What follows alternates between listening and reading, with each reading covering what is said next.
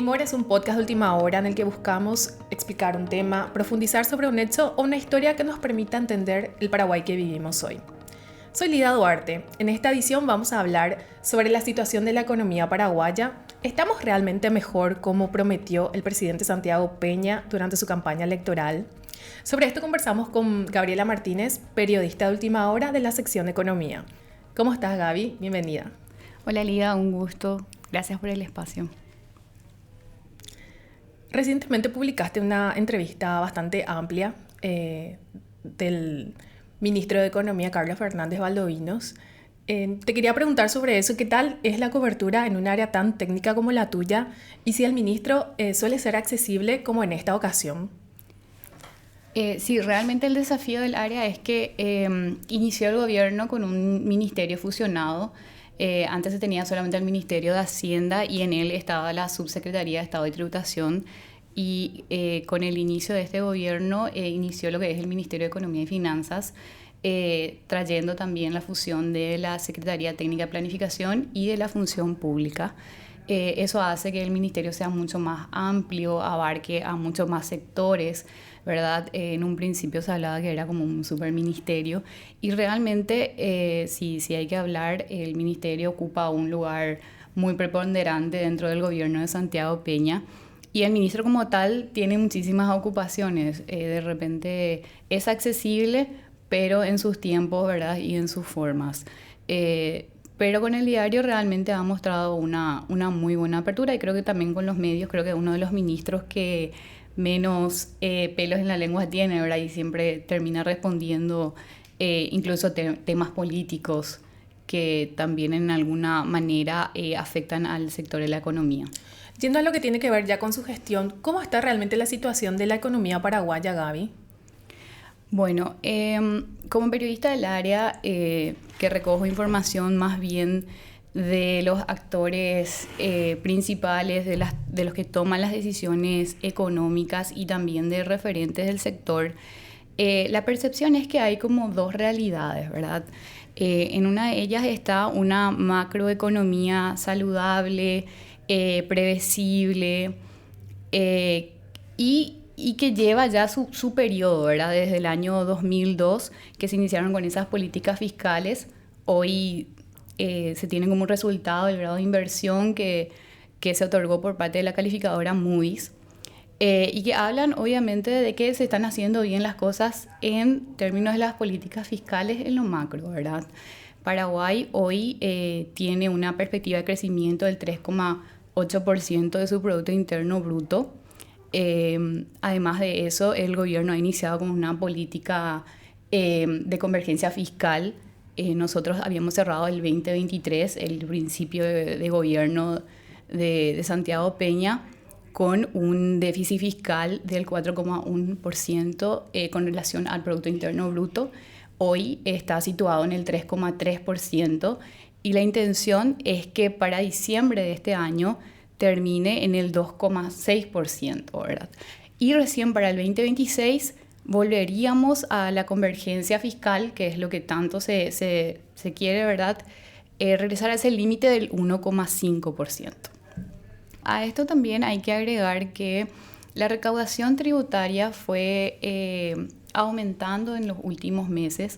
Si bien es cierto, hay un sector que dice que bueno, se está regresando realmente a las líneas de prepandémicas y que la recaudación en realidad no es resultado de una fusión entre la SET y aduanas, sino que más bien es un crecimiento natural de la economía y por eso se tiene una mayor recaudación y que en realidad se debería hacer comparaciones a años prepandémicos, 2019-2018, y no comparar con años de la pandemia donde hubo un efecto muy negativo en términos de recaudación, ¿verdad?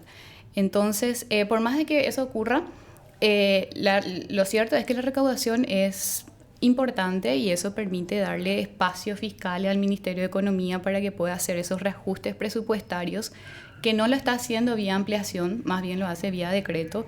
Si bien es cierto, hay ampliaciones presupuestarias, no se da en el grado que se daba años anteriores. Esto justamente porque hay una política de convergencia fiscal que le obliga al ministerio a más bien ajustar los cinturones y no dar esa ventana abierta para que se den las ampliaciones presupuestarias que siempre se dan normalmente durante todo el transcurso del año en el Congreso Nacional. Y por otro lado, hay una cuestión de la realidad que percibe el ciudadano común, el promedio en realidad. Y lo cierto es que la inflación interanual a julio, por ejemplo, cerró en el 4,4%. O sea, hay un encarecimiento de los productos. El mismo presidente de la República en su gestión reconocía que los productos de la canasta básica seguían siendo altos. A eso hay que agregar que el poder adquisitivo se redujo muchísimo en los últimos años. Y la realidad del ciudadano es que no tiene el circulante todos los días en la calle, el dinero no alcanza para poder comprar todos los productos y el reajuste del salario mínimo sigue siendo ínfimo. De hecho, hoy se habla de nuevos parámetros para establecer el salario mínimo, que sería una reivindicación muy importante para los trabajadores si es que se da de la manera en que ellos esperan, ¿verdad? Y a esto también agregar el alto desempleo que existe en el país, que eso hace que obviamente menos poder adquisitivo tengan las personas y no se pueda acceder a los bienes o productos o servicios normalmente. Sobre ese punto, Gaby, el gobierno había prometido la creación de 500.000 nuevos empleos durante sus 5 años de mandato, pero en realidad vemos que el desempleo está aumentando desde que asumió y en el último informe, que es el segundo trimestre del año, vemos también que persiste esa tendencia de un crecimiento del desempleo. En cuanto a eso, ¿cómo ves el panorama real del empleo en Paraguay? Los números dicen que estamos cerca de 200.000 personas desempleadas, ¿verdad? Esto obviamente impacta muchísimo en la economía, el dinamismo en la economía. Se siente muy resentido por justamente no hay el trabajo que la gente necesita y es la principal forma de darle recursos a la ciudadanía, que la gente sienta que esa macroeconomía está ¿cómo se dice?, teniendo ese efecto derrame sobre la microeconomía, ¿verdad? Paraguay todavía tiene que enfrentar ciertos desafíos en cuanto a fortalecer las MIPYMES, por ejemplo, que son las principales fuentes de trabajo. Y como ya mencionábamos antes del espacio, las políticas de desempleo, ¿verdad? O sea, en Paraguay no hay un seguro de desempleo, por ejemplo, si bien es cierto, hay alternativas que se están presentando ahora en el Congreso. Todavía hoy no se tiene un seguro para el desempleo, entonces esto obviamente también afecta mucho a la economía familiar. Y el plan del gobierno es que a partir de la creación de fuentes de trabajo, ya sea por inversión privada o por las inversiones públicas, ¿verdad?, se pueda generar esta cantidad de empleos. Son 500.000 los empleos prometidos por el gobierno. Y hoy tenemos cerca de 200.000 personas desempleadas. Entonces, realmente le quedan 4 años más por fortalecer este aspecto importante. Recientemente estuvo el gobierno celebrando que por fin Paraguay alcanzó el grado de inversión, pero en una calificadora recién que es Moody's, de las 3 que revisan anualmente la situación económica de Paraguay.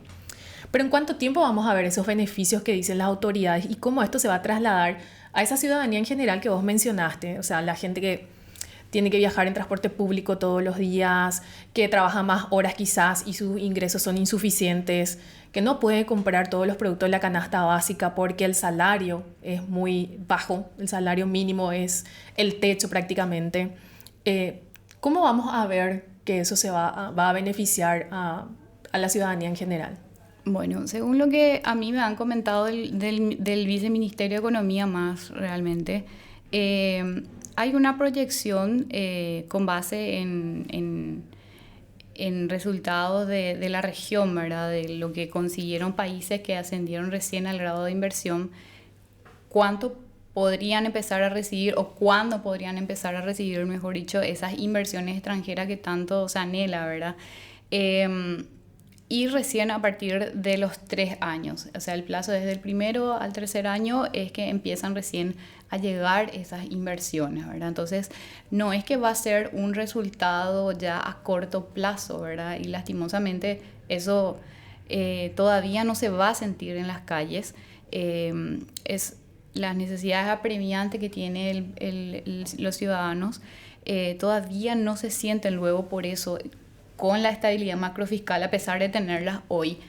Porque como vos decías, ¿verdad? Si no hay políticas públicas que dirijan esos recursos adicionales que están entrando hacia sectores sociales o sea, inversiones sociales, eso difícilmente todavía se pueda llegar a sentir. Y una de ellas, como decías recién, ¿verdad? La inversión en el transporte público, por ejemplo, ¿verdad? Hoy hay una reforma, una intención de mejorar el sistema de transporte, pero realmente es un desafío gigante. Poder llegar a tener un sistema de transporte eficiente supondría un ahorro importantísimo dentro de la economía de los paraguayos. Imagínate no usar tu vehículo, no usar combustible, mantenimiento, traería consigo un beneficio demasiado importante para la ciudadanía en general y para la clase trabajadora, que es obviamente la que más se resiente con el servicio deficiente que hoy se tiene. Otra de las preocupaciones es el riesgo que corre la caja fiscal. ¿Qué se debe hacer para salvar esos fondos? La caja fiscal es el sistema de pensiones y jubilaciones, conocida como caja fiscal. En realidad es una entidad previsional de toda la cara pública, por así decirlo, por todos los trabajadores públicos. En él se encuentran militares, policías, docentes universitarios, todo lo que es la magistratura nacional. Se habla de los docentes del Ministerio de Educación y Ciencias y la magistratura judicial, ¿verdad? Y es una caja de jubilación, de previsión, ¿verdad? Lo que hace, a partir del 2011 empieza a entrar en déficit, es decir, los egresos superan a los ingresos de estas cajas, ¿verdad? Salió recientemente el último informe, se habla de unos 165 millones de dólares en pérdida en el acumulado de este año. El ministro había informado que la caja podría llegar a los 200 millones de dólares de pérdida este año, que finalmente son cubiertos con Fondo del Tesoro, que es una recaudación de los impuestos y otros ingresos internos del Estado, ¿verdad? Es decir, se cubre con los impuestos de los ciudadanos. Y él alertaba también de la gravedad de este hecho, que es uno de los principales problemas de los estados y los quiebres de estados, en realidad. Las cajas fiscales justamente termina siendo un agujero que no se puede cubrir. ¿Qué pasa? Se crea una diferencia entre varios sectores, derechos adquiridos que son ganados, pero que muchas veces no se previeron su sostenibilidad, ¿verdad? Hoy tenemos, por ejemplo, el caso de los policías, los militares, los docentes, por ejemplo, que son sectores diferenciados. Ellos se jubilan con una cantidad de años de aporte y no por edad, por ejemplo. Entonces, ese tipo de régimen genera una especie de diferencia y un desequilibrio en la caja. Entonces, se termina cubriendo con los ingresos de otras cajas. Y si es que ya no se puede cubrir con los ingresos de las otras cajas, se termina cubriendo con los recursos del Tesoro. Hay una intención de presentar una reforma de la caja fiscal, justamente atendiendo a este agujero que se genera dentro del Tesoro público, pero que va a conllevar, yo creo, ¿verdad?, mucho tiempo todavía, debido a la implicancia, ¿verdad? Todos los sectores son sectores muy vulnerables, son derechos que por años ellos trabajaron también, están en todo su derecho, cada uno de ellos presentó su argumentación y por eso se le legisló de esa manera en su momento. Y va a llevar a un consenso, no solamente el Ministerio de Economía con sus técnicos, sino también a nivel social y político, porque entiendo que va a ser el Congreso Nacional el que va a liderar esas conversaciones con el acompañamiento técnico del Ministerio de Economía y Finanzas. Se suele decir, Gaby, que la economía es bastante vulnerable también a la coyuntura política. Y ahora mismo tenemos como una especie de tensión con Estados Unidos después de que haya sancionado a la empresa Tabesa, donde Horacio Cartes tenía sus acciones, o sea, era socio mayoritario, mejor dicho. Entonces se dio un escenario político en que tanto el gobierno como el cartismo se pronunciaron en contra de esta sanción y en contra del embajador estadounidense Mark Osfield. Pero esto, ¿cómo puede afectar a las inversiones que puedan venir a Paraguay. ¿Cómo está la imagen del país en ese sentido?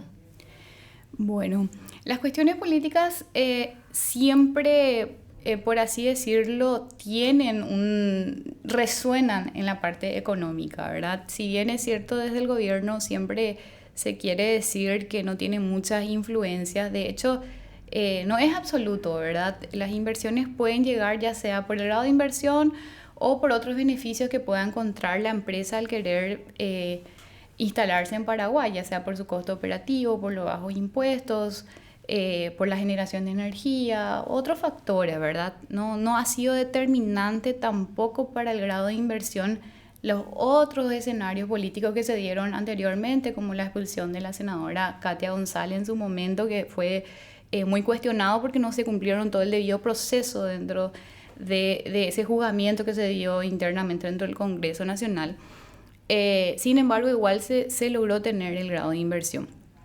Y hoy, si bien es cierto, no es absoluto, hay que decir que las calificadoras y los organismos multilaterales siempre hablan de aquellas cosas que nos faltan por hacer. Y entre ellas se menciona siempre la debilidad institucional, ¿verdad? Y en este caso se refleja perfectamente también porque un ministerio altamente técnico diplomático como lo es la Cancillería termina interviniendo en una cuestión privada, ¿verdad? Y se lleva al ámbito del Estado una cuestión que afecta a un grupo empresarial nada más, ¿verdad?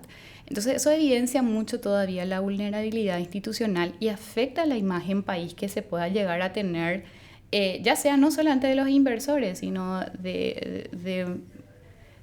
para cualquier otras cuestiones que se puedan tener en cuenta al país.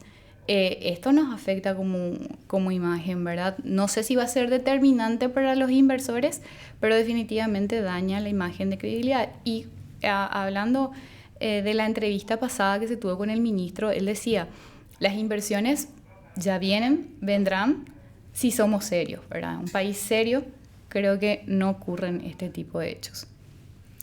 Si vamos con relación a la deuda pública, tenemos una alta deuda pública de más de 17.000 millones de dólares, que representa el 40% del Producto Interno Bruto. ¿Hay algún indicio de que esta deuda pública se va a ir, digamos, reduciendo o cómo nos va a impactar tener que asumir toda esta deuda? Sí, la deuda pública es resultado del déficit fiscal. O sea, nos endeudamos para poder cubrir los déficits presupuestarios que tenemos cada año.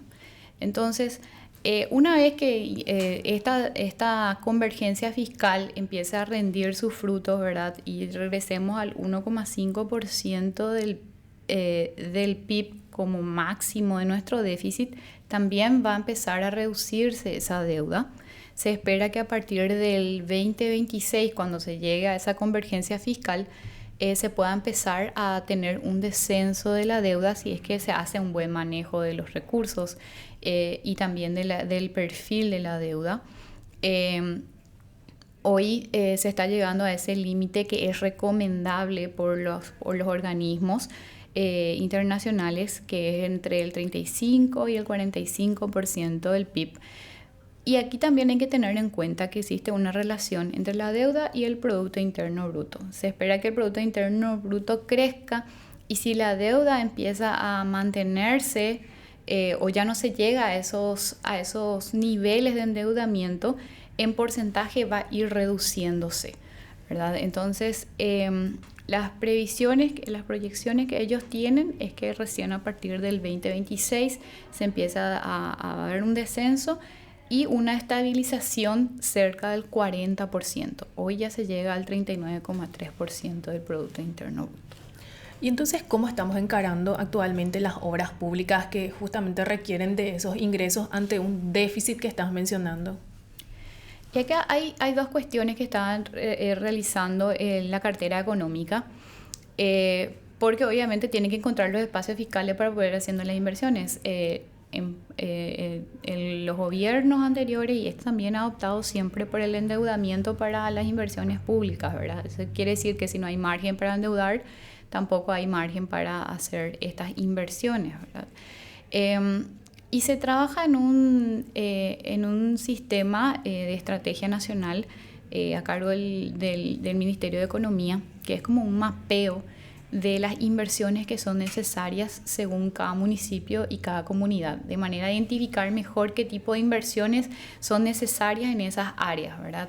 Y ser un poco más estratégico en cuanto a las inversiones públicas y también ayudar a identificar al sector privado en dónde puede invertir. Eso va a ayudar bastante también a que el sector privado se anime y ya encuentre ya algo más trazado de lo que existe.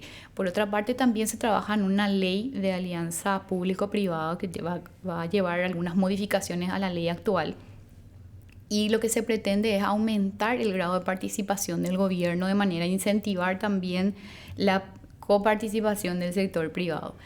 Y además de eso, dar garantías a los proyectos que ellos presentan, ¿verdad? En líneas generales, la intención es incentivar un poco más al sector privado a invertir. Hoy se tienen en proyectos, por ejemplo, la ruta PI 01, que todavía no está en proceso de adjudicación. Después también se tiene el anhelado aeropuerto Silvio Pettirossi, que también esperan que se pueda dar con una inversión privada, justamente porque el gobierno no tiene esos recursos para hoy en día invertir en esos sectores. Gracias, Gaby, por compartir con nosotros toda esta información que tenés respecto a la economía paraguaya y para tener un análisis también de cómo está la situación. Gracias, Lida, y a toda la audiencia de Última Hora. Este episodio fue producido y conducido por Lida Duarte. Estuvo como invitada la periodista de Última Hora Gabriela Martínez. La edición de sonido estuvo a cargo de Renata Carballo. En la edición editorial estuvieron Hilda Rodríguez y Fernando Boxia. Nos pueden encontrar en todas las redes sociales de Última Hora, en nuestro sitio web www.ultimahora.com, así como en Spotify o en su plataforma de podcast de preferencia. Muchas gracias por escucharnos. Hasta el próximo episodio.